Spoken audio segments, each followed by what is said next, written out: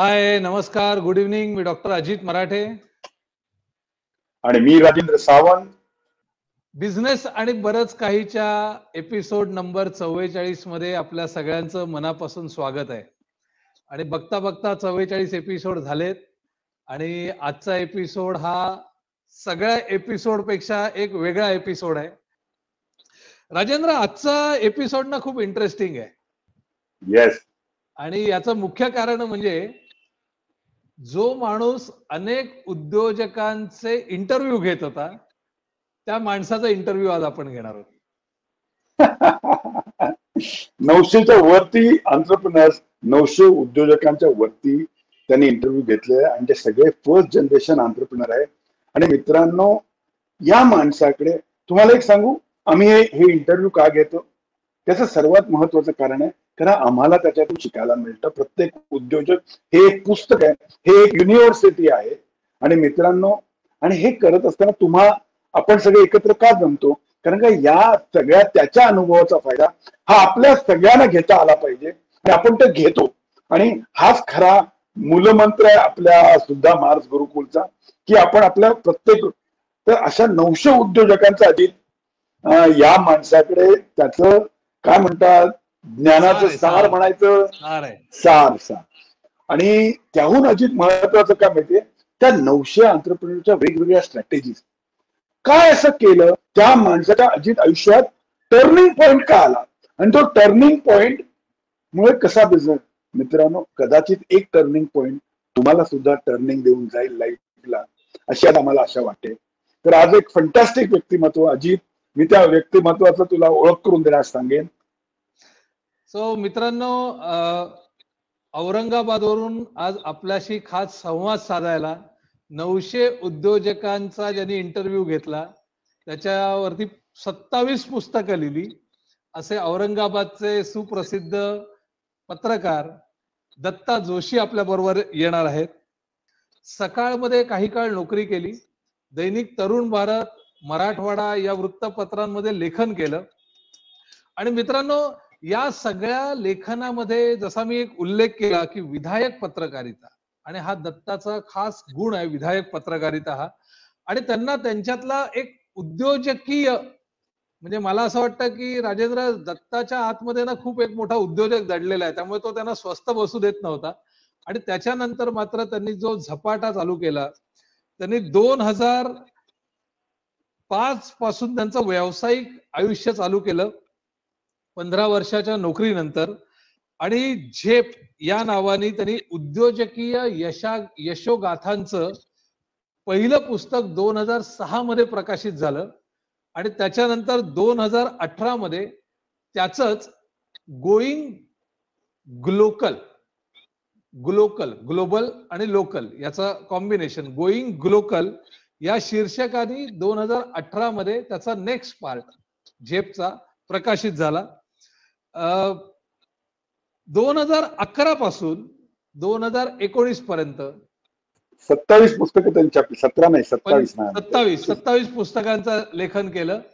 आणि 36 पैकी 24 जिल्ह्यातून केलं. सॉरी, माझी मिस्टेक होती, 27 जिल्हे नाही, 36 पैकी 24 जिल्ह्यातून 900 उद्योजकांचे 27 पुस्तकं ज्या माणसांनी प्रकाशित केली, अशा औरंगाबादच्या आमच्या पत्रकार मित्राला आपण व्यासपीठावर बोलवूया. So welcome Dattaji. दत्ताजी, तुमचं स्वागत आहे. नमस्कार सगळ्यांना. नमस्कार. आणि आय होप दत्ताजी आमचा आवाज बरोबर येतोय तुम्हाला? हो, अगदी व्यवस्थित येतोय. चलो, व्हेरी गुड. सो दत्ताजी, हे प्रचंड काम जे केलेलं आहे ना तुम्ही, हे महाराष्ट्रीयन उद्योजकांसाठी एक फार मोठं वरदान आहे. म्हणजे तुमच्या मागे ती जी पुस्तकं दिसत आहेत, 27 पुस्तकं, बरोबर ना? 27च आहेत का मागे? कमी पाठीमागे 35 आहेत. 35 पुस्तक आहेत या विषयाला धरून 27 आहेत आणि बाकी माझं लेखन आहे.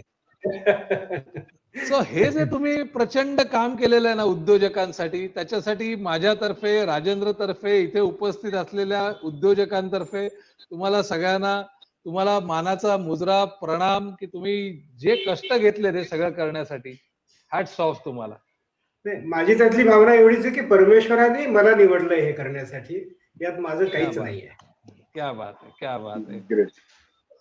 दत्ता, आपल्याला आज जे आपण गप्पा मारणार आहोत ना, कारण मला असं वाटतं की 900 उद्योजकांचे इंटरव्ह्यू घेणं आणि खास करून सगळ्या उद्योजकांना ना स्वतःची स्टोरी खूप प्रिय असते. म्हणजे मी कशी शून्यातून सुरुवात केली, मग मी आता कसा आलो, आणि म्हणजे थोडक्यात माझा अमिताभ बच्चन, म्हणजे मी माझ्या जीवनाचा अमिताभ बच्चन कसा आहे हे सांगण्याची प्रत्येकाला एक हौस. उद्योजकाला अजित उद्योजकाला बोलतं करायचं असेल तर त्याला विचारायचं, अरे तू कसा काय उद्योजक घडला, की तो लगेच बोलायला लागतो. You sed it that. तर दत्ता, पहिला प्रश्न माझा तुम्हाला असा आहे की तुम्ही हे उद्योजक निवडता कसे, हा नंबर 1. आणि त्याला धरून दुसरा प्रश्न आहे की एवढी पुस्तकं करावी हे तुमच्या मनात तरी कसं आलं? हा प्रश्न एक 7-8 वर्षापूर्वी, 10 वर्षापूर्वी विचारला असता तर कदाचित माझं उत्तर जरा वेगळं राहिलं असतं. म्हणजे मी अशी थोडीशी कॉलर टाईट वगैरे केली असती आणि सांगितलं असतं की मी खूप मेहनत करतो आणि हे असं आहे तसं आहे वगैरे. आणि पण जसजसा मी एक एक जिल्हा पूर्ण करत जातोय, आता 2/3 महाराष्ट्र म्हणूया जिल्ह्या संख्येच्या दृष्टीने विचार केला तर कुठंतरी आता मी पण त्याला काय म्हणूयात की त्या वास्तवाचं भान येणं म्हणूयात, किंवा आपल्या क्षमता आपल्याला माहिती असतात. इतर कुणाला आपण सगळ्यांसमोर नाटक करू शकतो, पण आपल्या क्षमता आपल्याला माहिती असतात. मी मगाशी जे म्हणालो ना की परमेश्वराने मला या कामासाठी निवडलंय, हे माझं भाग्य आहे, हे मी अगदी मनापासून म्हणतोय. त्याचं कारण असं आहे की शेवटी माणूस म्हणून तुमच्या काही मर्यादा क्षमता असतात. तुम्ही एखादं काम घेऊन बाहेर पडता आणि मग हे काम होणं आणि न होणं हे बाहेरच्या परिस्थितीवरती खूप मोठ्या प्रमाणावरती अवलंबून असतं. या पुस्तकांच्या बाबतीत किंवा या उद्योजकांच्या बाबतीतली एक मला अगदी आवर्जून आणि अभिमानानं सांगावीशी वाटणारी गोष्ट ही आहे की यात खूप जण सहभागी झाले. नाव पुस्तकावरती माझं आहे, पण मी नेहमी म्हणतो की ही पुस्तकं माझी नाही आहेत, ही त्या 900 जणांची पुस्तकं आहेत ज्यांच्याबद्दल लिहिलं गेलंय, आणि त्या अगदी काही हजार लोकांशी की ज्यांनी याच्यासाठी मला मदत केली आहे. मूळचा पत्रकार असल्यामुळं एखादा धागा सापडला की अख्खं वस्त्र कसं विणायचं हे मला ते कौशल्य परमेश्वराच्या कृपेने माझ्याकडे आहे, माता सरस्वतीचा तो आशीर्वाद आहे. पण तिथपर्यंत पोहोचण्यासाठीची जी काही मेहनत आहे, म्हणजे मी असं म्हणेन की लिहिणं किंवा ही पुस्तकं छापणं त्या मानाने सोपं आहे, ही माणसं शोधणं खूप जास्त अवघड आहे. कारण काय आहे की आता गमतीने आपण जरी बोलत असलो तरी यातली बहुसंख्य उद्योजक मंडळी अशी आहे की त्यांच्याबद्दल त्यांच्या आयुष्यात पहिल्यांदा कुठेही छापून आलेलं आहे. आपापल्या ठिकाणी राहून शांतपणे काम करायचं, आपल्या क्षेत्रात कॉन्ट्रीब्युशन द्यायचं, आपलं प्रॉडक्ट अधिक चांगलं होईल अशा पद्धतीने प्रयत्न करायचे. प्रसिद्धीच्या मागं न लागणारी ही मॅक्झिमम मंडळी उद्योजकतेच्या याच्यामध्ये आहे की ठीक आहे, काही जणांचं ते हे असेल की स्वतःहून पुढे येतील किंवा बोलतील, परंतु मॅक्झिमम संख्या ही पण आहे की आपापल्या ठिकाणी राहून ती शांतपणे काम करत असतात. तर यांच्यापर्यंत पोहोचणं, त्यांची जेन्युनिटी तपासणं, एक सूत्र मला आवर्जून सांगावं असं वाटतं की आजकाल दुर्दैवाने थोडंसं एक असं झालंय की बाय हुक ऑर क्रूक तुम्ही पैसा कमवा आणि मोठे व्हा. मोठं होण्याचा हा मार्ग नाहीये, तुम्ही चांगल्या मार्गाने मोठं होऊ शकता. तर या पुस्तकासाठी माणसं निवडताना त्यांचं वैयक्तिक, सामाजिक आणि आर्थिक चारित्र्य स्वच्छ हवं हा पहिला निकष आमचा असतो. या निकषात बसणारी मंडळी, आणि काय असतं की पाचामुखी परमेश्वर आपण म्हणतो. मी कुठल्याही जिल्ह्यात जातो तेव्हा त्या जिल्ह्यात मी नवीन गेलेला असतो, वेगवेगळ्या सोर्सेस मधनं चांगली माणसं शोधायची, त्यांच्यातनं आणखी चांगली माणसं शोधायची, त्यांच्यातनं आणखी अशा पद्धतीने त्या याद्या तयार होतात. 50, 100, 150, 200 नावं येतात. त्याला हे क्रायटेरिया लावून ते शॉर्टलिस्ट होतं. प्रत्येकाला मी त्या साईटवर जाऊन भेटतो आणि मग त्यानंतर या मुलाखतीची प्रोसेस सुरू होते. सगळ्या पद्धतीने पारखून ही नावं घेतली जातात, त्यांच्याशी त्यांच्या प्रोडक्शनच्या ठिकाणी जाऊन चर्चा होते आणि मग ते लिहून त्यांना दाखवून ते फायनल होतात. साधारणपणे ही सगळी प्रोसेस. त्यावरून मी असं म्हणतो की जवळजवळ सगळ्याच जिल्ह्यांमधली, ज्याही जिल्ह्यात गेलो त्यातल्या जवळजवळ प्रत्येक तालुक्यापर्यंत माझं जाणं झालेलं आहे आणि खूप चांगले अनुभव या सगळ्याच्यातले. इंटरेस्टिंग माणसं भेटतात. काही जण मुलाखतीला तयार नसतात की नाही आम्ही आमचं काम करतोय, त्यात छापण्यासारखं काही नाहीये, पण त्यात तो स्पार्क मला दिसतो. आणि हेतू हाच आहे की तो स्पार्क या तरुण पिढीच्या समोर पोहोचवणं त्यांना प्रेरित करणं आणि त्यातनं एक नवीन उद्योजक घडणं, असे सगळे उद्योजक एकमेकांशी कनेक्ट करणं आणि त्यातनं एक उद्योगप्रधान असं कल्चर महाराष्ट्रात किंवा देशात स्थिरस्थावर होण्यासाठी आपण आपला एक थेंब या महासागरात अर्पण करणं. या पद्धतीने एक आहे ना दत्ता, आपण गणितामध्ये ना LCM असतो, तर तसा या सगळ्या 900 उद्योजकांचा एक काही कॉमन मिनिमम फॅक्टर काढायचा झाला किंवा कॉमन मिनिमम पॉइंट्स काढायचे झाले तर काय सांगता येईल आपल्याला? त्रिसूत्री आहे. बरं. हिम्मत, मेहनत, नियत.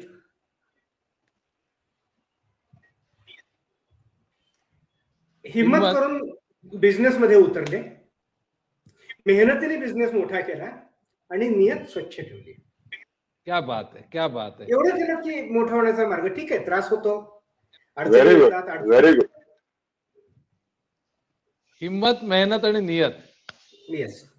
क्या बात आहे, क्या बात आहे. म्हणजे महाराष्ट्राच्या कुठल्याही भागात गेला तरी हे 3 कॉमन फॅक्टर सगळीकडेच आहेत आपल्या उद्योजकांना. जगभरात कुठे जाऊयात, या 3 सूत्राला जो माणूस पक्का मानलाय ना, त्याला ठीक आहे, थोडस खर्चटेल, थोडा मार लागेल, थोडं नुकसान होईल, पण तो मरणार नाही.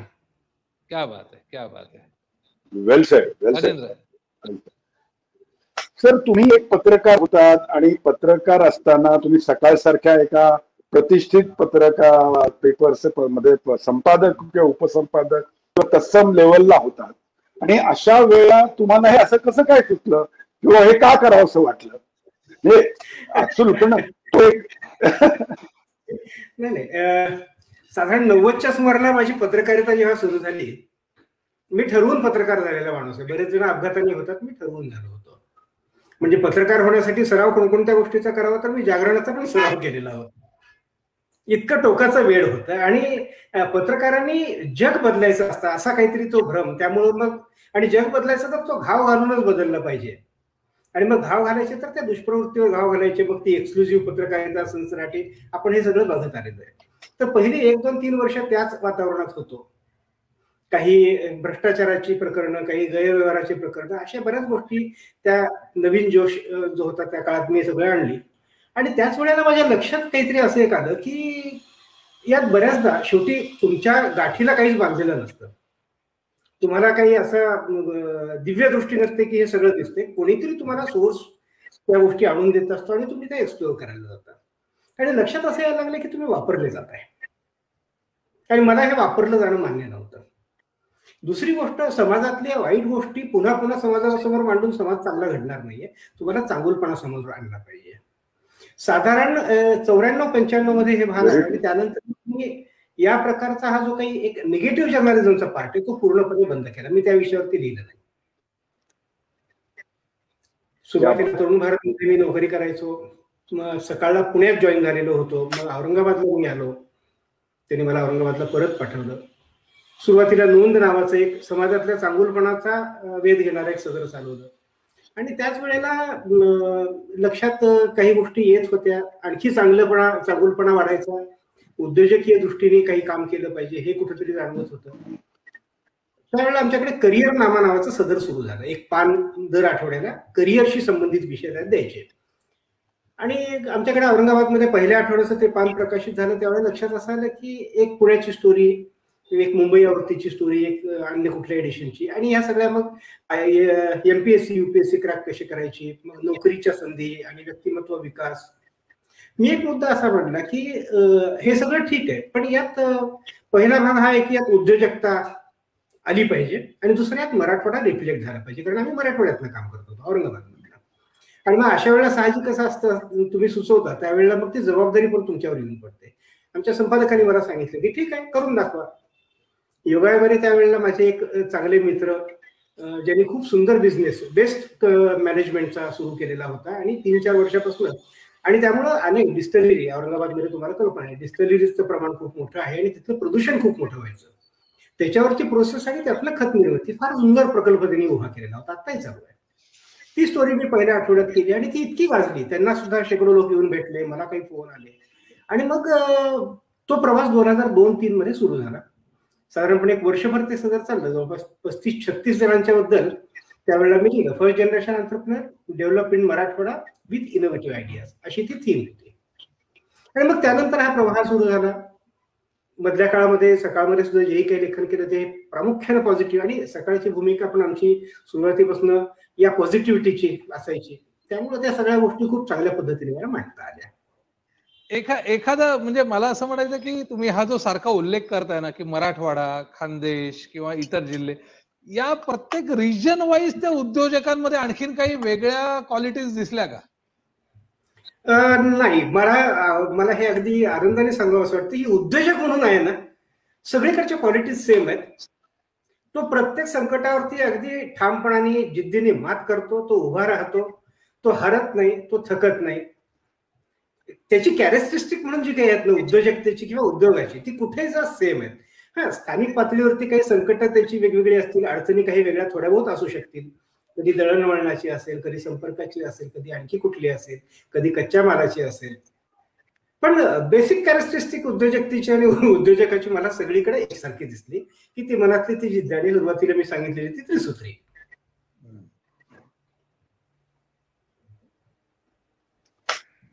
दत्ताजी, तुम्ही हे जेव्हा ठरवता, तुम्ही ते उद्योजक निवडता, तुम्ही त्यामध्ये मला त्रिसूत्री सांगितली की तुम्ही कसं निवडता आणि कोणाला निवडायचं, कोणाला नाही निवडायचं, हा एक प्रश्न आहे. आणि दुसरा म्हणजे तुम्हाला भावलेले उद्योजक, आता 900 उद्योजक तुम्ही इंटरव्ह्यू केलेले आहेत आणि 27 पुस्तकं त्यांच्यावर लिहिलेली आहेत. तर त्यांचे विशेष असे, मला मान्य सगळे काय घेता येणार नाही, पण तुमच्या विशेष 4-5 उद्योजकांची नावं सांगितली. आणि तिसरा प्रश्न आहे, आणि त्यांच्या काही टर्निंग पॉईंट किंवा त्यांच्या स्ट्रॅटेजी, असे 3 प्रश्न मी तुम्हाला विचारले. त्यांना निवडता कसं, आणि तुम्हाला भावलेले असे 5 उद्योजक किंवा 10 उद्योजक. आणि तिसरा प्रश्न आहे तो म्हणजे त्यांच्या स्ट्रॅटेजीज, त्यांच्या आयुष्यातले टर्निंग पॉईंट काय होते. कारण का आमच्या उद्योजक मित्रांना ते फार प्रेरित करतील, म्हणून हा प्रश्न आहे. खूप इंटरेस्टिंग, खूप मोठी व्याप्ती असलेला हा प्रश्न आहे. आणि मला याचा असा छोट्या याच्यातलं उत्तर देणं खूप मला जड जाणार आहे, तरी पण मी प्रयत्न करेन. काही उदाहरणं सांगतो. म्हणजे आपण थोडासा उलटा हे करू. तुम्ही टर्निंग पॉईंट विषय सगळ्यात शेवटी घेतला होता, मी त्यापासून सुरुवात करतो. टर्निंग पॉईंट काय असू शकतो? टर्निंग पॉईंट काहीही असू शकतो. लक्षात आलेली गोष्ट आहे की टर्निंग पॉईंट अक्षरशः काही असू शकतो. सिगारेट सोडणं हा टर्निंग पॉईंट असू शकतो का? असू शकतो. उदाहरण जळगाव जिल्ह्यातलं आहे. मी त्या व्यक्तीचं नाव सगळ्यात शेवटी सांगेन. यांना केमिकल इंजिनियरच व्हायचं होतं. मार्क कमी पडले म्हणून नाईलाजाने महाराष्ट्राच्या बाहेर ऍडमिशन घ्यायला लागली. त्यावेळेला केमिकल इंजिनिअरिंगचा मणिपालचा कोर्स 5 वर्षाचा होता. 6 वर्ष झाली तरी यांचा कोर्स पूर्ण झाला नाही. आणि मग घरी आल्यानंतर सुट्टीमध्ये आईवडिलांनी सांगितलं की आता इथून परत जायचं, इंजिनियर झाल्याशिवाय घरी यायचं नाही. आणि ते इंजिनियर व्हायला परत गेले आणि त्या पुरलेल्या 1 वर्षात त्यांनी 27 सब्जेक्ट एकाच वेळेला काढले. तिथनं ते परत आले. उद्योगच सुरू करायचा ही त्यांची प्रेरणा होती. एका आजारी उद्योगात ते सहभागी झाले. त्यातही तोटा आला, पार्टनरने धोका दिला, सगळा विषय गाळात गेला. खूप निराशा होती. आणि या सगळ्याच्यातनं उभं राहत असताना आई वडिलांनी थोडी बहुत मदत केली, परंतु त्यांनी सांगितलं की तुला काम करायचंय. आणि मग ती एक जिद्द किंवा तो जो एक त्याला काय म्हणतो की तो स्पार्क कुठेतरी, तुम्हाला ती ठिणगी पडली पाहिजे तुमच्यामध्ये. ती ठिणगी कुठं पडली? तर एकदा त्यांच्या वडिलांनी त्यांना विचारलं, तू सिगारेट ओढतोयस असं मला कळलं. तर त्यांनी लाजत सांगितलं, हो म्हणे मी सिगारेट ओढतो. ते त्यांचं टेन्शन घालवायला वगैरे त्याची काय कारणं सांगितली जातात कुठल्याही व्यसनांची, तर मी टेन्शन घालवायला सिगारेट ओढतो. आणि त्यांच्या वडिलांनी त्यांना फक्त एकच शब्द सांगितला, एकच वाक्य सांगितलं, ठीक आहे म्हणे, पण व्यसनं करावीत, पण आपली तब्येत पाहून व्यसनं करावीत. तुझं वजन 40 किलो आणि तू सिगारेट ओढतोयस, नाही अपील होत आहे. त्यांनी ठरवलं की सिगरेट सोडायची आहे. त्यानंतरच्या मला वाटतं 1 महिनाभरात त्यांनी ठाम निर्धाराने सिगारेट सोडली. आणि ज्या दिवशी सिगारेट सोडली, ज्या दिवशी एकही सिगारेट नाही ओढली आणि असा काही काळ गेला, त्यांना मनात एक खात्री पडली की मी जर सिगारेट सोडू शकतो तर मी काहीही करू शकतो. त्यानंतर ज्या जिद्दीने पेटून त्याने आपला उद्योग उभा केला, भारतातले जे अतिशय मर्यादित पिगमेंट उत्पादक आहेत, कलर तयार करण्यासाठी कलर रंगांच्या कंपन्याला एशियन पेंट्स असेल किंवा अन्य भारतातली कुठलीही कंपनी घ्या, ज्याही कंपनीचं मोठ्या पातळीवरती नाव घेता येऊ शकेल त्या प्रत्येक कंपनीला आज त्यांचं पिगमेंट जातं, हे जळगाव मधनं जातं. हे गृहस्थ भालचंद्र पाटील हे जळगाव पीपल्स बँकेचे अध्यक्ष आहेत, लोकांना जास्ती ओळख त्यांची ती आहे. पण मला माहिती मिळाली, त्यांना जेव्हा मी भेटलो, त्यांना आधी वाटलं होतं की मी बँकेच्या संदर्भात भेटायला आलोय, पण जेव्हा मी त्यांना सांगितलं की उद्योजकतेच्या विषयात मला तुमच्याशी बोलायचंय आणि ते खुलले, आणि ही एक अफलातून स्टोरी समोर आली की एक सिगारेट सोडणं या माणसाला काय प्रेरणा देऊन गेला. अप्रतिम उद्योग त्यांनी आज उभा केलेला आहे. अशाच प्रकारे दीपक संघवी आहेत, निलॉन्स नावाचं, जळगावमध्येच योगायोगाने हे उदाहरण. त्यांच्याकडे खरं तर ते फर्स्ट जनरेशन नाही आहे, पण तशा अर्थाने मी त्यांना फर्स्ट जनरेशन याच्यामुळे मानतो की त्यांच्या आजोबांनी व्यवसाय सुरू केला होता, त्यांच्या निधनानंतर वडिलांनी सांभाळला, वडिलांचं अकाली निधन झालं आणि यांना अचानक बिझनेसमध्ये यावं लागलं. त्यावेळेला त्यांचा अहमदाबादचा एक कोर्स चालू होता आणि तो त्यांना अर्धवट सोडायला लागला. त्यावेळी निलॉन्सची उलाढाल मला वाटतं काहीतरी एक 7-8 कोटींची होती आणि यांनी तो बिझनेस हाती घेतल्यानंतर साधारण 5 ते 7 वर्षात तो 500 कोटींपर्यंत पोहोचला. यांनी काय केलं तर यांचा टर्निंग पॉइंट कुठे, बिझनेसमध्ये बिझनेस सांभाळणारी किंवा बिझनेस रन करणारी जी एक यंत्रणा असते, ही यंत्रणा कशा पद्धतीने कार्यान्वित होऊ शकते, त्यांना प्रेरणा कशी देता येऊ शकते, व्हिजन कशी बदलायची असते. त्यांनी कंपनीचा सीईओ एका मल्टीनॅशनल कंपनीचा अनुभव असणाऱ्या व्यक्तीला आणलं. त्यांनी सगळे पर्स्पेक्टिव्ह बदलून टाकले, त्यांनी मार्केट बदललं, त्यांनी प्रॉडक्ट बदलले, पॅकिंग बदललं, पॅकिंगचे साईजेस बदलले आणि बघता बघता म्हणजे भारतातल्या कुठल्याही कोपऱ्यात जा निलॉन्सचं प्रॉडक्ट तुम्हाला मिळेल या स्टेजपर्यंत ते 10 वर्षाच्या पोहोचले. फंटास्टिक स्टोरी ह्या पण विषयाची होती. अशीच एक टर्निंग पॉइंटची स्टोरी एक छोट्या गावातली आहे. एक नांदणी नावाचं गाव आहे कोल्हापूर जवळचं, आणि बेकरी आहे, गणेश बेकरी नावाची, कोकोते नावाचे गृहस्थ आहेत. हा माणूस एकेकाळी सायकलवरती ब्रेडचे पुढे टाकून गल्ली गल्लीत फिरून ब्रेड विकायचा आणि त्यांना असं वाटलं की आपण एक बेकरी सुरू केली पाहिजे. भाड्याने जागा घेऊन बेकरी सुरू केली. त्यांचा माल कुठलाच कारण साधारणपणे त्या काळामध्ये असं होतं की बेकरीचा माल हा बेकरीवालेच विकायचे. या माणसाने मेहनतीने आपले प्रॉडक्ट अन्य कुठल्या आउटलेटमध्ये विकले जाऊ शकतात याच्यासाठी प्रयत्न केले आणि आता आपण जे पाहतोय की अगदी किराणा दुकानात पण ब्रेडचे पुढे मिळतात, त्याची सुरुवात या माणसाने त्या काळात केली. बेकरी सारखा व्यवसाय आहे 3 राज्यात करतोय. मराठी माणूस आहे, महाराष्ट्र, आंध्र प्रदेश, कर्नाटक आणि जवळजवळ 36 जिल्ह्यांमध्ये यांचा माल जातोय आणि त्यांनी मधल्या काळात लातूरमध्ये पण त्यांचं एक एक्सटेन्शन सुरू केलं प्रोडक्शनचं. खूप मोठ्या प्रमाणात अनेक कोटींचा बेकरीचा उद्योग होऊ शकतो. हा टर्निंग पॉइंट त्यांना कुठं मिळाला तर आम्ही तुझा माल ठेवणार नाही. त्या बेकरीवाल्यांनी यांचा माल भिरकून दिला आणि सांगितलं की ठीक आहे, मी माझा पॅरलल चॅनल उभा करून दाखवला आणि त्यांनी उभा करून दाखवला. असेच आमचे राजेश गोस्की आहेत सोलापूरचे. त्यांची जेव्हा मी मुलाखत घेतली होती त्यावेळेला म्हणजे सोलापूर वस्त्रोद्योगाचं माहेरघर आहे. अनेक पर्याय माझ्या समोर आलेले होते, खूप वर्षापासून कामात असलेले मोठमोठ्या त्यांची प्रोडक्शन हाऊसेस होती वगैरे. पण जेव्हा फायनल माणूस निवडायची वेळ आली त्यावेळेला मी या माणसाला निवडलं ज्यांची स्वतःची जागा नव्हती, ज्यांची स्वतःची शेड नव्हती, ज्यांची स्वतःची यंत्रणा नव्हती, त्यांची स्वतःची फक्त जिद्द होती. या माणसाने या सगळ्या गोष्टी भाड्याने मॅनेज केल्या, मॅनपॉवर आणली. हे फक्त टेरी टॉवेल, आपण टर्किश टॉवेल म्हणतो ना, टेरी टॉवेल फक्त हे तयार करतात आणि राईट फ्रॉम फर्स्ट डे यांनी फक्त निर्यात केलेली आहे. ओ क्या बात आहे, क्या बात आहे. Great great.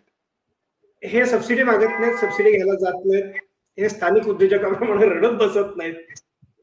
यांनी परदेशातलं मार्केट टॅप केलं, त्यातल्या सगळ्या अडचणींवरती मात केली. ते जे काही डॉलर आणि रुपयाच्या फरकामधले याचे धक्के असतात ते खाल्लेले आहेत.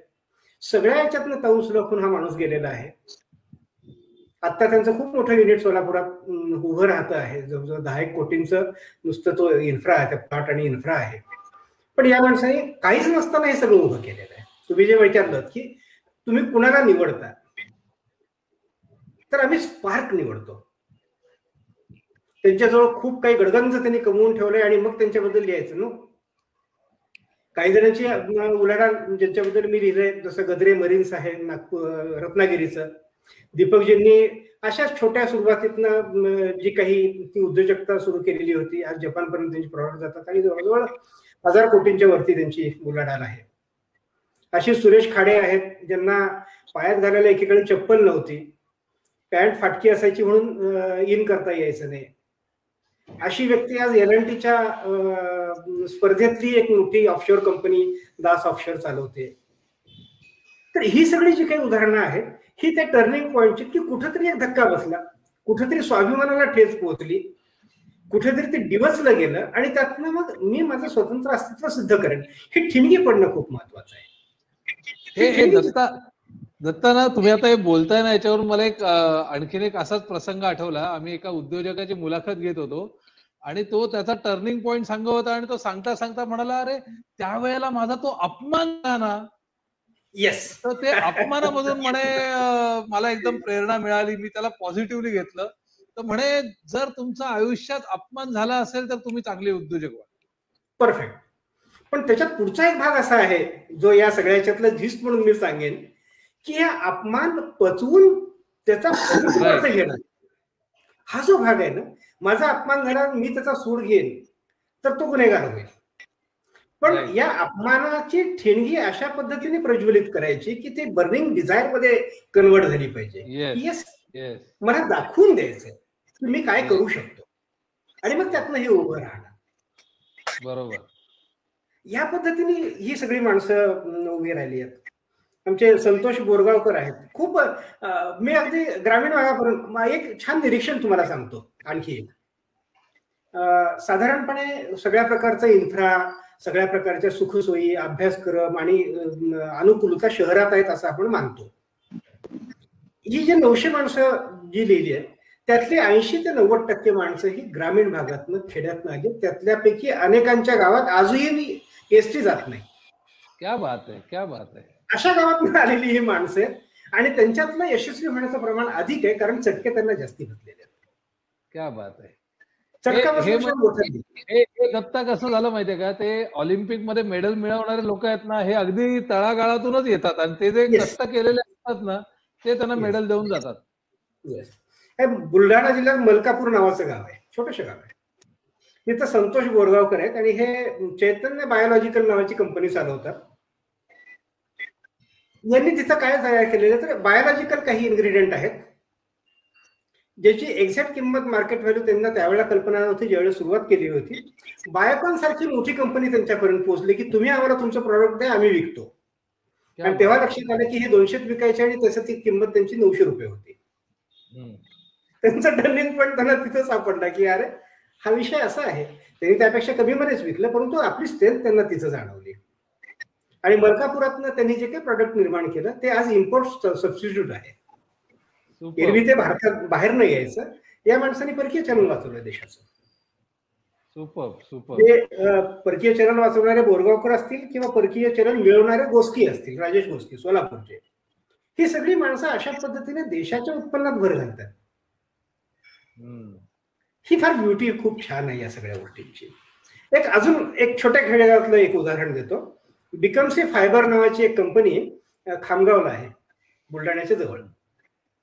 आता छोटं खेडेगाव आहे. ही कंपनी काय करत असेल तर ही रबरी प्रॉडक्ट बनवते. आपलं ते डगबॅगचे रेनकोट वगैरे असतात ना, त्या टाईपची त्यांची सुरुवात होती आणि त्यांचं महत्वाकांक्षी आणि लेटेस्ट ज्याचा अभिमान देशाला वाटावा असं प्रोडक्ट कुठलं माहितीये का? उपग्रहामध्ये, रॉकेट आणि सॅटेलाइट याच्यामध्ये जो एक थिन लेअर असतो काही एमएमचा, जो उष्णतारोधक असतो. रॉकेटची उष्णता उपग्रहाला पोहोचू द्यायची, असा उष्णतारोधक जो एक थिन लेअर आहे तो इस्रोच्या मदतीने आपल्या खामगावमध्ये तयार झालेला आहे. क्या बात है, क्या बात है, जबरदस्त. आणि या कंपनीचा प्रमुख आहे आणि या कंपनीचा जो प्रमुख म्हणजे दुर्दैवाने एक वर्षभरापूर्वी त्यांचं दुर्दैवी निधन झालं.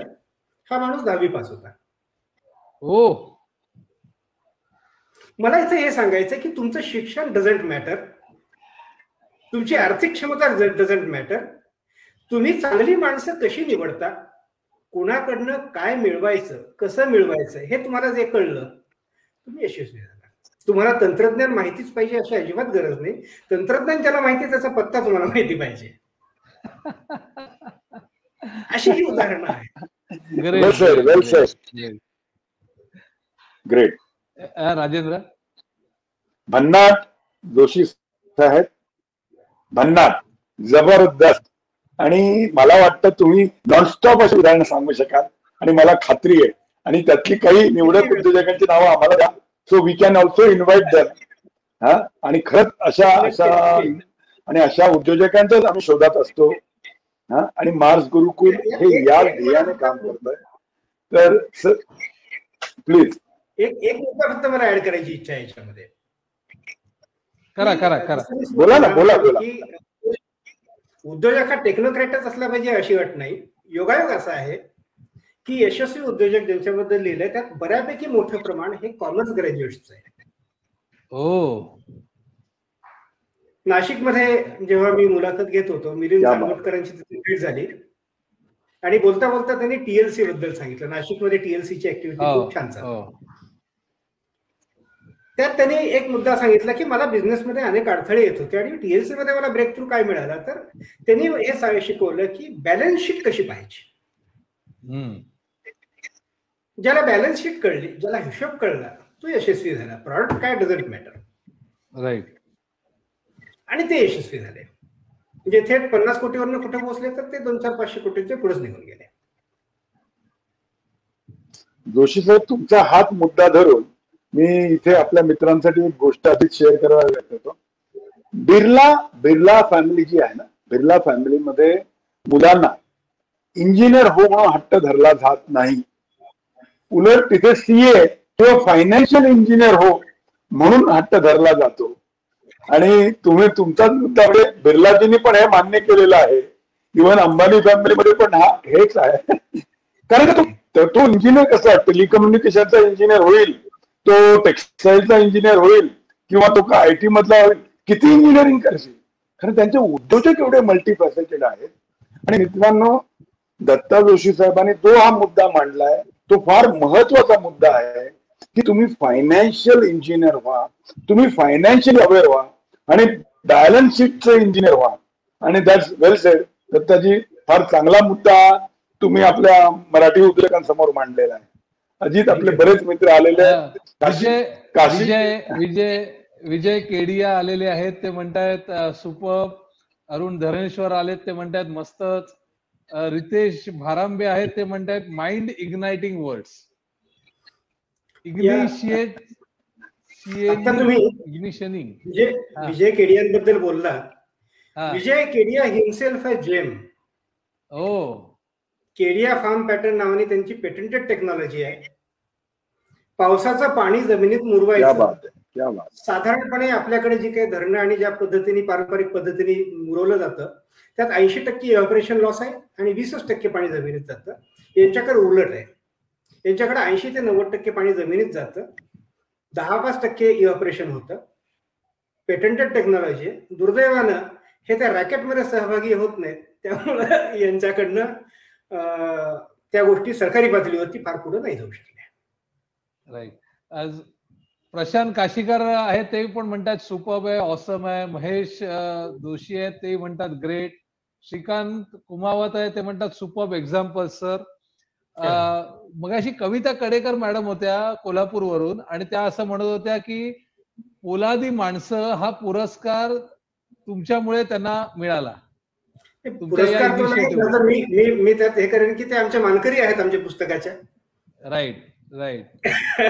तो पुरस्कार नाहीये, ते जस्ट अप्रिसिएशन. मी कार्यक्रमात तो मुद्दा मांडत असतो. आम्ही पुरस्कार दिले की मोठी नाही होत, आम्ही अप्रिशिएट करतो की अरे वा, हे आपल्यातलीच माणसं आहेत, तुम्ही छान करताय आणि हे मग या पुस्तकात आपण मांडतो आहोत. माझा दत्ता मगाशी जो मुद्दा होता ना, जे कॉमन फॅक्टर्स, तर हे जे 900 लोक आहेत ह्यांना जर का आपण यांची नावं, यांचं शिक्षण, यांचं सेक्टर असं सगळं एक्सेल शीट मध्ये मांडून आपण असं काही डेटा पब्लिश करू शकतो का, की एवढे टक्के लोक हे ग्रॅज्युएट आहेत, एवढे टक्के लोक हे अंडर काय 10th आहेत, एवढे टक्के लोक हे कॉमर्स ग्रॅज्युएट आहेत, एवढे टक्के सायन्स ग्रॅज्युएट, असं काही आपण डेटा पब्लिश करू शकतो का? पॉसिबल आहे, त्याच्यावरती वर्किंग बरंच करावं लागेल.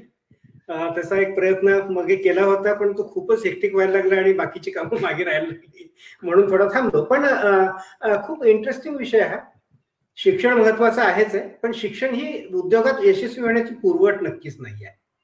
राईट. जसं मी 10वी नापासाचं उदाहरण सांगितलं, तसंच पीएचडीच्या वरचे उदाहरण सांगितलं. पण या याच्यामध्ये अर्थात ग्रॅज्युएट आणि पोस्ट ग्रॅज्युएशनची अन्य कौशल्य हे प्रमाण नक्कीच खूप चांगलं आहे. साधारणपणे 70% तरी उद्योजक, 70 ते 75% उद्योजक हे ग्रॅज्युएशन आणि त्यापुढचं शिक्षण घेतलेले आहेत. दत्ता, नाही, माझं उलट म्हणणं आहे की शिक्षण ही अट नाहीये, पण शिक्षण कमी असणारे लोक जास्त यशस्वी झालेत का, असं काही आपल्याला म्हणजे डेटा या सगळ्यातून मिळाला तर आपल्याला बरेच काही निष्कर्ष काढता येतील. नाही, तसं म्हणता येणार नाही. उलट अशा माणसांच्या मनातले काही खंती पण आहेत. हो, काही उदाहरण म्हणून सांगतो. 3-4 उद्योजक असे आहेत की ज्यांची उलाढाल 50 कोटीपासून 500 कोटीपर्यंतची आहे आणि ते साधे ITI शिकलेले आहेत. हो, लौकिक अर्थाने त्यांचं शिक्षण कमी आहे, पण त्यांच्यातला तो इन्स्टिंक्ट आणि तो स्पार्क आणि त्यातनं ते पुढे गेले. त्यांची आता पुढची पिढी पण त्यात उद्योगात आलेली आहे. पण त्यांच्या बोलण्यातनं हे जाणवतं की मला त्या काळात आणखी चांगलं शिक्षण घेता आलं असतं. परिस्थितीमुळे त्यांना तिथं थांबावं लागलं, कारण ती परिस्थिती इतकी वाईट होती की म्हणजे काही जणांच्या घरी अगदी 2 वेळचं जेवायला नसायचं. अशा परिस्थितीतून आलेली अनेक माणसं आहेत. शिक्षणासाठी पैसा पुरेसा नाही, नोकरी करायची गरज आहे, म्हणून ITI केला आणि चल नोकरीला लाग, तेवढेच 500 रुपये घरात येते. तर त्यांची ती खंत असते की मला अजून शिकता आलं असतं तर खूप चांगलं झालं असतं, मला इंग्रजी चांगलं बोलता आलं असतं तर चांगलं झालं असतं आणखी. तर हे थोडंसं संमिश्र आहे. म्हणजे असा निष्कर्ष काढणं थोडंसं अवघड आणि अन्यायकारक होऊ शकेल. पण शिक्षण नाही म्हणून अडलं असं नाही, पण त्यांची मनातली एक भावना अशी असते की मला आणखी पुढे जाता येऊ शकतं. बरोबर. राजेंद्र, मध्ये तुझा सिग्नल नेटवर्क गेलो होतो आणि त्यामुळे आम्ही डेटावरती सगळ्या चर्चा करत होतो, डेटावरती चर्चा करत होतो. मला दत्ता आणखीन एक प्रश्न विचारायचा आहे. प्रत्येक उद्योजकांनी स्वतःच्या उद्योगावरती काही पुस्तक लिहिलं पाहिजे का? कारण मला असे बरेच लोक म्हणतात की सर, ह्यांनी ना ह्याच्याबद्दल काहीतरी लिहिलं पाहिजे, त्याच्याबद्दल काहीतरी लिहिलं पाहिजे, त्याची स्टोरी समोर आली पाहिजे. तर खरोखर तुम्ही जी पुस्तकं ही सगळी लिहिलीत, ही वाचल्यानंतर अनेकांना प्रेरणा मिळाली असे काही प्रसंग सांगा. आणि उद्योगाचं डॉक्युमेंटेशन करण्याच्या दृष्टीने प्रत्येकाने स्वतःच्या व्यवसायाचं असं काही लेखन केलं पाहिजे का? खूप छान, म्हणजे माझा आवडीचा विषयातला प्रश्न तुम्ही विचारलात असं म्हणेन. याच्यासाठी मी 2 प्रकार इनिशिएट करेन हे उत्तर. एक म्हणजे ही पुस्तकं वाचून खूप प्रतिक्रिया येतात. आता आजकाल पत्र येणं हा विषय बंदच झालेला आहे, पण कॉल येतात आणि तो कुठूनही येऊ शकतो, अक्षरशः कुठूनही. आणि योगायोगाने असं झालं होतं की मी कोकणात वेंगुर्ल्याच्या तिथं मुलाखत घेण्यासाठी एका उद्योजकाशी बोलायचा प्रयत्न करत होतो. फोन लावला त्यांना आणि माझे एक मित्र होते सावंतवाडीचे, त्यांनी तो फोन लावून दिला. पत्रकार मित्र होते की दत्ता जोशी म्हणून औरंगाबादचे आहेत आणि तुमचा क्वायरचा उद्योग आहे, दळवी त्यांचं नाव, तर त्यांना तुमच्याशी बोलायचं आहे. तर त्यांनी बाकी काही न बोलता पहिला प्रश्न हा विचारला की हे दत्ता जोशी तेच आहेत का ज्यांनी झेप लिहिलेला आहे? क्या बात आहे, क्या बात आहे. That was shocking for me, कारण मी स्वप्नातही विचार केलेला नव्हता की 2006 मध्ये प्रकाशित झालेलं माझं झेप 2018 मध्ये मला कोकणात भेटतंय, ज्या कोकणचा मराठवाड्याशी किंवा माझ्या त्या पुस्तकाच्या विषयाशी संबंध नाही. असे पण खूप छान अनुभव.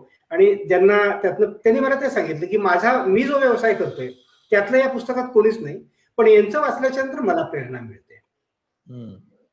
तर या प्रकारची प्रेरणा मिळणारे असे शेकडो फोन मला आलेले आहेत किंवा व्हॉट्सअपवरती मेसेज येतात. हा एक पार्ट झाला. आणि दुसरा जो पहिला प्रश्न त्यातला तुमचा होता की उद्योजकांनी त्यांच्याबद्दल लिहावं का, याच्यासाठी मी माननीय राम भोगले साहेबांचं एक व्हर्जन इथं त्यांची परवानगी गृहीत धरून उद्धृत करू इच्छितो. त्यांनी माझ्याच नाशिकच्या पुस्तकाच्या प्रकाशनाच्या वेळी हा मुद्दा मांडलेला होता, आवर्जून मांडला होता. गोईंग लोकलच्या वेळेला पण त्यांनी हा विषय इथं त्यांच्या भाषणामध्ये घेतलेला होता. त्यांनी हे सांगितलं होतं की उद्योजकांनी आपली स्टोरी लिहिली पाहिजे, आयदर स्वतः लिहिली पाहिजे. आता माझ्याच कार्यक्रमात ते बोलत होते, त्यामुळे त्यांनी असं सांगितलं की हवं तर दत्ता जोशी सारख्या लेखकांना ती लिहून घेतली पाहिजे, त्याचं हवं ते मानधन त्यांना दिलं पाहिजे. ते पण त्यांनी सांगितलं की त्यांचं जे काही आवश्यक आहे पण त्यातला महत्वाचा मुद्दा त्यांनी असं सांगितला, त्यांनी स्वतःची उदाहरणं देऊन सांगितलं की आम्ही निर्लेपची 50 वर्ष पूर्ण करत असताना जेव्हा आमच्याच भूतकाळाचा धांडोळा घ्यायला सुरुवात केली, त्यांनी असं सांगितलं की त्यांची ती जी काही त्या पिढीतली हयात माणसं जी होती, तो प्रत्येक जण एकाच घटनेचं वेगळं वर्णन करायचा. त्यांच्या शब्दात एक काका सांगायचे की हे असं घडलं होतं, दुसरे सांगायचे की असं घडलं होतं, म्हणजे वेगळा पर्स्पेक्टिव्ह नाही, वेगळी घटनाच अख्खी वेगळी. होतं काय याच्यामध्ये की उद्योग सुरू होतो त्यावेळेला आपण सर्व्हायव्हल मोडमध्ये असतो, राईट, बाकी भान नसतं. जसजसा वेळ जातो तसतसा तुम्हाला तुमची कम्फर्ट लेवल वाढत जाते, तुम्ही सेट होत जाता, आणि एक वेळ अशी येते की फक्त तुम्ही बॅलन्स शीटवरती नजर टाकता आणि तुमच्यासाठी काम करणारी टीम असते. या स्टेजला किमान आल्याच्या नंतर का होईना, पण तुम्ही कुठून आलेला आहात हे तुम्ही शब्दबद्ध करून ठेवलं पाहिजे. हे डॉक्युमेंटेशन, तुम्ही खूप महत्वाचा शब्द याच्यातला वापरला की दिस इज डॉक्युमेंटेशन. हे बायोग्राफी नाहीये, हे डॉक्युमेंटेशन आहे. हे भूतकाळाचं टेक्निकल डॉक्युमेंटेशन आहे की तुम्ही कुठल्या पद्धतीने स्वतःला ग्रो केलं, कुठली कौशल्य तुमच्यात नव्हती, तुम्ही कशा पद्धतीने फिनान्स उभा केला, तुम्ही कशा पद्धतीने मॅनपॉवर उभी केली, तुम्ही मार्केटमध्ये कसे घुसलात, तुम्ही मार्केट मिळवलं कसं, अडचणी कुठल्या आल्या. ज्यावेळेला तुमचीच पिढी पुढच्या काळामध्ये तुमच्या व्यवसायात उतरते आणि ती पुढे घेऊन जायला लागते, त्यावेळेला त्यांना ही हिस्ट्री तयार असते. आपले काही जणांशी बोलताना ते एक झालं की फार फार तर मुलांना माहिती असतं आपल्या वडिलांनी काय मेहनत घेतली, नातवंडांना माहिती असायचं कारण नाही. आणि आपल्याकडे मराठीमध्ये ती एक म्हण आहे की आजोबाने सुरू केलेलं वडील वाढवतो आणि तिसरी पिढी बुडवते. त्या बुडवण्यातलं मला असं वाटतं जिथं कुठं बुडत असेल त्यातलं एक महत्वाचं कारण त्या पिढीला हे भान नसतं आपल्या पूर्वजांनी कशा पद्धतीने मिळवलंय. क्या बात आहे. हे भान जर त्यांना आलं की आपल्या आजोबांनी खस्ता खाऊन हे सगळं उभं केलेलं आहे, उपाशी राहून काम केलेलं आहे, आपल्या आजीने स्वतः मेहनत केलेली आहे, आपल्या वडिलांनी ओझं उचलले, त्यावेळेला त्याला ते भान यायची शक्यता जास्ती असते.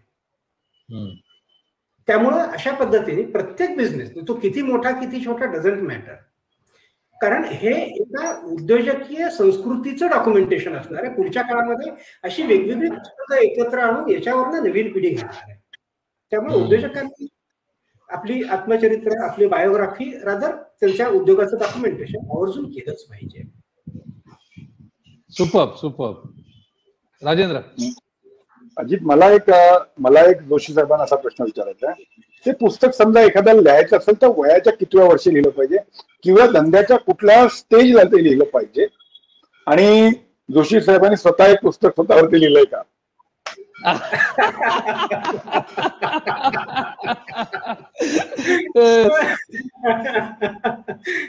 परत दत्ता एकच मिनिट, सॉरी, जरा आणखी काही लोक आले, मला त्यांचा उल्लेख करायला पाहिजे, कारण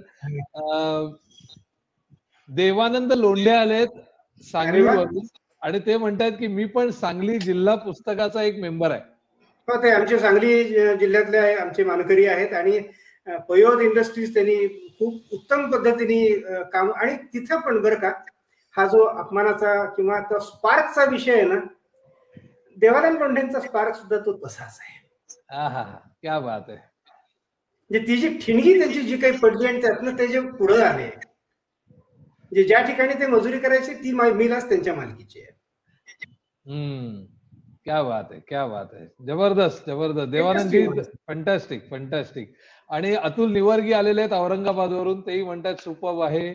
अरुण धनेश्वर तुमचा फोन नंबर विचारतायत, कृपया दत्ताजींचा नंबर एकदम सोपा आहे, 9422252550. अरे क्या बात आहे. लक्षात कसं ठेवायचं ते पण सांग. 9422252550. नाही अजित सर, तुम्ही लक्षात कसा ठेवला हे सांगा. मी ना आकड्यांशी चांगल्या प्रकारे खेळतो, मला आकडे जरा बसतात पटकन डोक्यात. पण 94-22 हा तुमचा रेग्युलर नंबर आहे ना, आणि 25-25-50 माझी आता 50 झाली, त्यामुळे मला ते 25 अधिक 25 बरोबर 50 हे लक्षात ठेवायला सोपं गेलं. सो दत्ता, नाव कमिंग बॅक टू राजेंद्रनी जो प्रश्न विचारला, तर पुस्तक कधी लिहिलं पाहिजे, बिझनेसच्या कुठल्या स्टेजला लिहिलं पाहिजे, आणि तुम्ही स्वतःवर पुस्तक लिहिलंय. आता इथं पण हेच होणार आहे की दुसऱ्या प्रश्नाचं उत्तर मी आधी देतो. हा अशाच प्रकारचा प्रश्न मला वीणाताई गवाणकरांनी विचारला होता. वसईमध्ये मी त्यांची मुलाखत घ्यायला गेलो होतो. वीणाताई थोर चरित्रकार, मराठीमध्ये चरित्र म्हटल्यानंतर वीणा गवाणकर हे नाव 1 नंबरवरती. एक होता कारभार आणि असंख्य, सगळी पुस्तकं त्यांची माझ्या सगळ्या. त्यांनी मला हेच विचारलं की मी त्याला सांगितलं मी हे केलं ते केलं, एवढी पुस्तकं. ते म्हणे स्वतःसाठी काय लिहित आहे, स्वतःच काय लिहित आहे. म्हटलं ते माझं लिहायचं राहिलं, मी सुरू करेन. लिहायचं आहे, अजून लिहिलेलं नाही. काही गोष्टी लिहून झाल्यात, काही गोष्टी मी फेसबुकवर शेअर केल्या होत्या, त्या कॉपी करून ठेवल्यात. आचार्य अत्रेंनी 5 खंडात आत्मचरित्र लिहिलं होतं, म्हटलं आपण 3 खंडात तरी लिहिलं पाहिजे. ते पत्रकार 3 वेगवेगळे टप्पे माझ्या आयुष्याचे माझ्या मनात आहेत आणि सांगण्यासारखं मस्त छान आहे, मांडेल. पण त्यातला म्हणजे विनोदचा भाग बाजूला ठेवू, पण चरित्र केव्हा लिहायचं, बऱ्याच असं एक जाणवतं असं की अनेक चरित्र ही वयाच्या उतार अगदी म्हणजे लागले नेत्र हे पहिलं तरीची जी एक स्टेज असते, या स्टेजला अनेकांची आत्मचरित्र आलेली असतात. त्यांची कारणं काही वेगवेगळी असू शकतील. कदाचित त्यांना कोणाला दुखवायचं नसतं, किंवा कारण शेवटी आत्मचरित्र म्हटल्यानंतर प्रांजळपणा त्यात अपेक्षित असतो. ते सगळं प्रवाहीपणाने यायला पाहिजे असतं. तुम्ही जे काही भोगलंय, सोसलंय, अनुभवलंय, हे सगळं जेणेकरून तुमची अगदी यथायोग्य प्रतिमा सगळ्यांच्या समोर उभी राहिली पाहिजे. उद्योगाच्या बाबतीत आणखी थोडासा एक ऍडिशनल ऍस्पेक्ट त्यात असतो. माझं मत असं आहे की कुठलंही आत्मचरित्र साधारणपणे कर्तृत्वाच्या त्या शिखराच्या आसपास असताना लिहिलं गेलं पाहिजे. साधारणपणे वयाच्या 50च्या सुमाराला ते लिहिलं जावं असं मला वाटतं. त्यात 2-3 ऍस्पेक्ट मला त्याच्यात मांडायचे. एक, ज्यांना लिहायचंय किंवा ज्यांना ते लिहून घ्यायचंय त्यांच्या मनातल्या त्यांच्या आयुष्याच्या आठवणी ताज्या असतात. अनेकदा हे होतं की 25 वर्षापूर्वी काय घडलं मला आठवत नाही, नेमकं आठवत नाही किंवा तपशील आठवत नाही, आणि मग चुकीचं वर्जन यायची शक्यता असते. 50शीत स्मृती बऱ्यापैकी सुरक्षित असते. दुसरं, अशा प्रकारची आत्मचरित्र, पर्टिक्युलरली आपण उद्योगाच्या विषयात विचार करतोय, आधीच्या प्रश्नाच्या उत्तरात आपण जसं बोललो की हे आत्मचरित्र ही तुमची वैयक्तिक आरती उतरणारी चरित्र नाहीये, तर तुमच्या उद्योगाचं डॉक्युमेंटेशन आहे, जे उद्योग जगतासाठी ठरणार. तुम्ही जे मांडताय ते तुमच्या पुढच्या पिढीला, ही तुमच्याच घरातली पुढची पिढी असली पाहिजे असं नाहीये.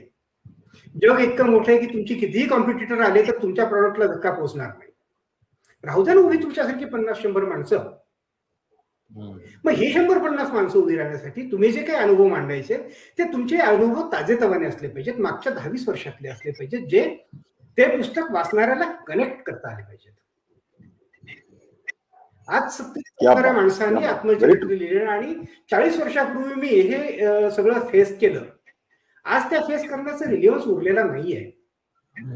ना तेव्हाचे प्रश्न आज उरलेले आहेत, ना तेव्हाच्या समस्या उरल्या आहेत, ना तेव्हाची परिस्थिती उरली आहे, ना तेव्हाची इकॉनॉमी उरली आहे. आज जर मांडायचं तर ते आजच्या परिभाषेत मांडलं गेलं पाहिजे, आजच्या तरुणाईसाठी मांडलं गेलं पाहिजे, आणि या सगळ्या गोष्टींची प्रेरणा या नवीन पिढीला देण्यासाठी मांडलं गेलं पाहिजे. आणि मी म्हणेन की त्याच्याही पुढचा विचार मी मांडतो की तुमचं आत्मचरित्र, उद्योजकाचं आत्मचरित्र ही एका अर्थाने समाजसेवा असते. तुम्ही समाजाला देण्याच्या एका मोडमध्ये आलेला असता. समाजाकडनं खूप काही मिळवून तुम्ही मोठे झालाय हा एक भाग झाला, कारण कुठलीही श्रीमंती असेल, कुठलीही संपन्नता आहे ही या समाजात येत असते. तुमचा क्लायंट हा समाज आहे, वेगवेगळ्या पद्धतीने असेल, प्रत्यक्ष असेल अप्रत्यक्ष असेल, पण समाजातनं तुमच्यापर्यंत ते येतं. एक स्टेज अशी येते की तुम्ही समाजाला हे परत दिलं पाहिजे. त्याच्यासाठी तुम्ही खिशात हात घालून तुम्ही देताय, देणग्या देताय, काही संस्थांना मदत करताय, चांगली गोष्ट आहे. पण हे तुमचं खरी जी संपत्ती आहे, हे अनुभवाचं संचित, हे त्या योग्य वेळी, योग्य वयात, योग्य वयाच्या ऑडियन्स पर्यंत पोहोचवण्यासाठी पुढाकार घेऊन जर ते 50च्या उंबरठ्यावरती झालं तर नथिंग लाईक इट. माझा व्ह्यू याच्यातला असा आहे. Fantastic fantastic sir. दत्ता, आपलं जवळजवळ 1 तास झाला. त्यातली पहिली 12 ते 13 मिनिटं आम्ही बोलत होतो. मी येतो परत तुमच्याकडे. आणि सुनील गोवरदीपे यांनी पण तुम्हाला नमस्कार सांगितलाय. अरे क्या बात आहे. हे आता माझ्या नवीन पुस्तकातले माझे मानकरी आहेत. क्या बात आहे, क्या बात आहे. मी तरुणपणी विद्यार्थी परिषदेचं काम करायचो. हा. आणि या लॉकडाऊनच्या काळामध्ये विद्यार्थी परिषदेचे जे पूर्व कार्यकर्ते ज्यांनी आयुष्यामध्ये वेगवेगळ्या गोष्टी अचीव केल्या, अशी एक 25 माणसं गडचिरोली ते गोवा निवडली आहेत. अच्छा. बाहेर पडता नाही आलं. मी झूम वरती, फोनवरती त्यांना कनेक्ट केलं. ते माझं पुस्तक लवकरच येत आहे. त्यातले ते एक मानकरी आहेत. सुंदर काम आहे त्यांचं. आणि कोविडच्या काळामध्ये तर सोशली खूप चांगला कनेक्ट त्यांनी ठेवला. खूप जणांना मदत केली आहे. फंटास्टिक. शंकर देशपांडे पण आले. त्यांनी पण आपल्या सगळ्यांना नमस्कार सांगितलाय. प्रसाद श्रीखंडे आहेत, बिपिन क्षीरसागर आहेत, आणि SM ऑटो नाशिक, माझं जरा ते नाव मिस झालंय, ते पण आलेले आहेत. ते म्हणतात खूप छान वाटतंय ऐकायला. सो दत्ता, अशा प्रकारे आपण 1 तास बोलतोय. आपण शेवटचे 1-2 प्रश्न घेऊया. मित्रांनो, तुम्हालाही काही प्रश्न असतील तर टाका, कारण वेळ आता संपत आली आहे.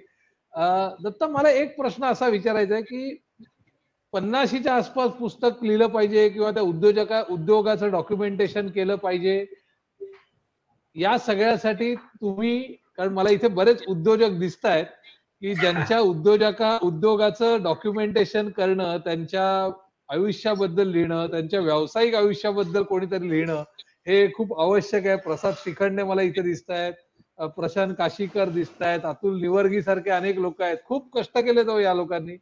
तर या सगळ्यांना तुम्ही काय मदत कराल? लेखन तर करालच, पण त्याच्या व्यतिरिक्त अजून काय काय मदत कराल?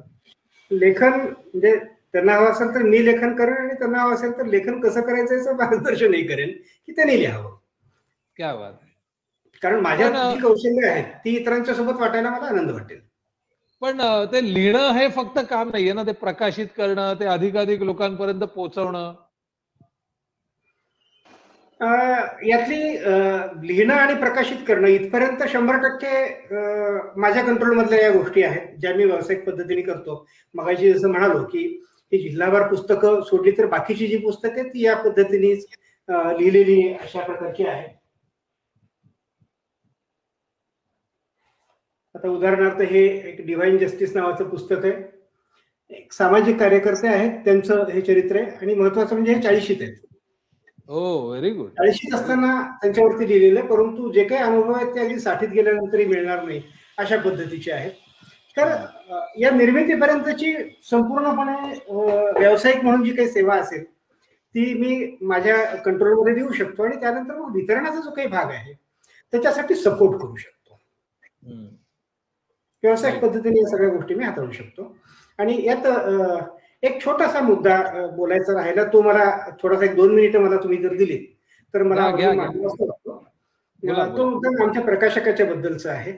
कारण याच्यात काय झालंय की ही पुस्तकं ती मी लिहिली आणि हे सगळं, तर ह्याच्यात मला असं वाटतं की जसं ही हिंमत, मेहनत, नियत, तर नियत मधला जो एक भाग आहे ना तो कृतज्ञता हा एक आहे. तुम्ही ज्यांच्या मदतीने मोठं होता, तुम्ही ज्यांच्या मदतीने काम करता, ज्यांच्या मदतीने, ज्यांच्या सोबतीने पुढे जाता, तर या प्रत्येकाच्या बद्दल मनात कृतज्ञता ठेवणं हा एक यशाचा महत्वाचा मंत्र आहे. असं एक या सगळ्यांच्या त्याच्यातलं लिस्ट आहे, आणि मला पण हा मुद्दा आवर्जून मांडावा असा वाटतो. ही पुस्तकं पोलाद उद्यमिता प्रतिष्ठानच्या माध्यमातून प्रकाशित होतात. ही जिल्हावार पुस्तकं जी आहेत ती. नाव मला घ्यायला आनंद वाटेल, माननीय सुनीलजी गोयल. जालन्यामध्ये भाग्यलक्ष्मी स्टील नावाची ही इंडस्ट्री आहे. पोलाद या नावाने त्यांचं लोखंड मार्केटमध्ये येतं. जवळजवळ 1000 कोटींची उलाढाल असलेली ही कंपनी आहे. पहिलं जालन्याचं पुस्तक सुनीलभाई रायठट्टा, जालन्याचेच एक उद्योजक आहेत, त्यांच्या एका सामाजिक जाणीवेतनं जालना जिल्ह्याचं प्रकाशित झालेलं होतं. ही सुरुवात तशा अर्थाने 2010 मध्ये त्यांच्यापासून झालेली होती. झेपचे माझे ते मानकरी होते, आणि त्यांनी मला प्रेरणा दिली की आपण जालन्याचं असं एक पुस्तक करूयात. जालन्याचं झाल्यानंतर मग सुनीलजींची भेट झाली, आणि मग त्या याच्यातनं पुढचा प्रवास सुरू झाला की आपण एक जिल्हा करत पुढे जाऊ. खरं तर अशा पुस्तकावरती पोलादचा लोगो छापून त्यांचं लोखंड विकलं जाणार नाहीये. 10-5 हजाराची स्पॉन्सरशिप देऊन काय काय पद्धतीने नाचवून घेतलं जातं हे मी जगात पाहिलेलं आहे. पण सुनीलजींनी आणि त्यांचे सगळे जे डिरेक्टर सहकारी आहेत, पोलाद उद्योग समूह आहे, यांनी या सगळ्या गोष्टींमध्ये जो काही पाठिंबा या सगळ्याच्यातला मला दिलेला आहे तो खूप महत्वाचा आहे. झेप माझं प्रकाशित झाल्यानंतर झेपची पुढची आवृत्ती झेप 2 नावाने संकल्पित होती. त्याचं काम मी सुरू केलं होतं. आमचे जे परवाच कोविडमुळे दिवंगत झालेले मित्र उदय चेरेकर, पुण्यातले मोठे उद्योजक आहेत ते, पण त्यांच्या मदतीने काही जणांच्या मुलाखती मी ऑलरेडी सुरू केल्या होत्या आणि त्याच काळात मग जालना आयकॉन्सचा विषय समोर आला, सुनील भाई राठेटांचा. मग झेप 2 मागं राहिलं. अदरवाईज झेप 2चा विषय मराठवाड्यातनं बाहेर पडलेली यशस्वी उद्योजक मंडळी, उद्योजकांचाच विषय होता, पण मराठवाड्यातनं बाहेर पडलेली असा होता. आणि मराठवाड्यातली बाहेर पडलेली म्हणता म्हणता मी स्वतःच मराठवाड्याच्या बाहेर पडू शकलो आणि एवढ्या जिल्ह्यांची ही भ्रमंती झाली. तर पोलाद उद्यमिता प्रतिष्ठान, पोलाद, सुनीलजी, ही सगळी मंडळी सोबत आहे, पाठीशी आहे. आणि मला असं अगदी आवर्जून आणि अभिमानाने सांगावं असं वाटेल की काय पद्धतीने एखाद्या उद्योगाने उद्योजकतेचा विचार केला पाहिजे, तर त्याचं एक खूप चांगलं उदाहरण त्यांच्या माध्यमातून देता येईल. हो, धन्यवाद दत्ता. तुम्ही आवर्जून सुनीलजींचा उल्लेख केलात, पोलादचा उल्लेख केलात, कारण ही जी कृतज्ञता आहे, हा जो तुमचा चांगुलपणा आहे, मनाचा एक तो भाव असतो मनात आपल्या, की आपण जिथे जाऊ ती कृतज्ञता व्यक्त केली पाहिजे, आणि त्याच्याबद्दल खूप चांगलं केलं तुम्ही. राजेंद्र, आय थिंक आपण समारोप करायला पाहिजे. 1 तास 5 मिनिटं झाली. दत्ताजी, खूप मजा आली सगळ्या, आणि वेगवेगळे हे पैलू, आणि एक तुमच्या मनाचा पण एक वेगळा मोठेपणा, तुमच्या मनाचा आणि दिलखुलास चर्चा झाली. आणि खरं सांगतो, तुमचा सुद्धा चरित्र आम्हाला वाचायला आवडेल. आम्ही तुमच्याही चरित्र लवकरच प्रसिद्ध हो, आणि तेही आम्हाला वाचायला मिळावं, कारण का त्यामध्ये 900 उद्योजकांचं सार असेल. त्यामुळे आम्ही नक्कीच त्याची आवर्जून वाट बघू. त्या प्रकाशनात बहुत करून आपण आपल्या मार्स गुरुकुलच्या याच प्लॅटफॉर्मवरती करू आणि ऑनलाईन करू ते प्रकाशन, आणि ऑफलाईन तर करू, आणखी लोकांना बोलू. तर मित्रांनो, नक्की. आणि सर, आम्ही मार्स गुरुकुल हा सुद्धा आमचा एक सोशल इनिशिएटिव्ह आहे, आणि Ajit, I am audible? Rajendra, मध्येच जातोय तुझा आवाज, बोल. हो, माझ्या इकडे थोडा इश्यू आहे. आज जिओ मेहरबान आहे, त्यामुळे थोडं होतंय तसं. पण खरंच आज खूप मजा आली, आणि खूप खूप धन्यवाद सर. अशाच वारंवार भेटी होत राहाव्या. मार्स गुरुकुल पण हेच काम करत असतं. मराठी समाज, महाराष्ट्र समृद्ध करण्याचा जर काही फिक्स मार्ग असेल तर तो उद्योजकता आहे. आणि उद्योजकता हे दुसऱ्याचं, म्हणजे खरबुजा को देख के रंग बदलता है, तसंच काहीसं हे असतं. आणि त्यामुळे तुम्ही या सगळ्या लोकांना इथे आणता आणि त्यांचे इंटरव्ह्यूज करताय, त्यांची पुस्तकं छापताय आणि ते उपलब्ध करताय. ते लवकरच ऑनलाईन पण उपलब्ध करा, असं आम्हाला तुम्हाला सांगायचं आहे. आणि काही निवडक उद्योजकांना आमच्याकडेही पाठवा, आम्हाला त्यांचाही इंटरव्ह्यू घ्यायला आवडेल. मित्रांनो, तुम्हाला काही दत्ताजी बोलायचं आहे? आभारच मानायचे तुमच्या दोघांचे, आणि आता या सगळ्या सेशनला जॉईन झालेली सगळी जी मित्रमंडळी आहेत, ज्यांना काही जणांना आधीपासून, तुम्ही मगाशी SM स्टॅम्पिंगचा उल्लेख केला, ते पण आमचे नाशिकचे मानकरी आहेत. तर ही सगळी मंडळी आवर्जून त्या निमंत्रणाला मान देऊन आपल्याला जॉईन झाली, आणि तुम्ही आवर्जून असा विषय या मार्स गुरुकुलच्या व्यासपीठावरती मांडायचं ठरवलं आणि मला निमंत्रित केलं. तर तुमच्या दोघांचे मी आभार मानतो, सगळ्यांचेच आभार मानतो. आणि जगात चांगलं काहीतरी, आणखी चांगलं काय करता येऊ शकेल याच्यासाठी मी प्रयत्न करत राहील, एवढं सांगतो. दत्ता, पण आम्ही तुम्हाला असं सोडणार नाही, आम्ही तुम्हाला परत बोलावणार आहे, कारण आम्हाला त्यातल्या अनेक उद्योजकांचे जे किस्से आणि जे तुम्हाला मनापासून भावले ते आणखीन ऐकायचे आहेत. आणि प्रशांत काशीकरने ऑलरेडी टाकलेलं आहे की एका एपिसोड मध्ये होणार नाही, ते 2 एपिसोड करा म्हणून. पण थोड्या दिवसांनी परत आम्ही तुम्हाला बोलवू. पण खरोखर मनापासून आभार की तुम्ही आलात, मनापासून शेअर केलं, उद्योजकांना चांगल्या गोष्टी सांगितल्यात. धन्यवाद. Thank you very much. खूप छान. खूप धन्यवाद.